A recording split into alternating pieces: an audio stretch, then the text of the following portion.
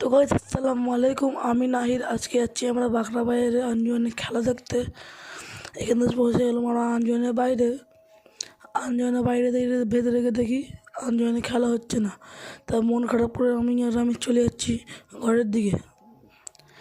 একটু খেয়ে নিলাম সিঙ্গারা আর কচুরি, খেয়ে নিয়ে চলে যাচ্ছি আমরা ঘরের দিকে।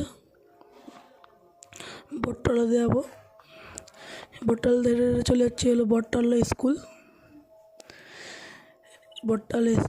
এখানে আমার বন্ধুরা পড়ে আসার সময় থেকে এন্টার হচ্ছে এখানে খেলা।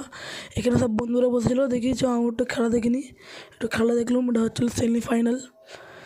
এই টিমগুলো হেভি খেলছিল, খেলাগুলো হেভি ছিল। এখানে ট্রফি রাখা আছে।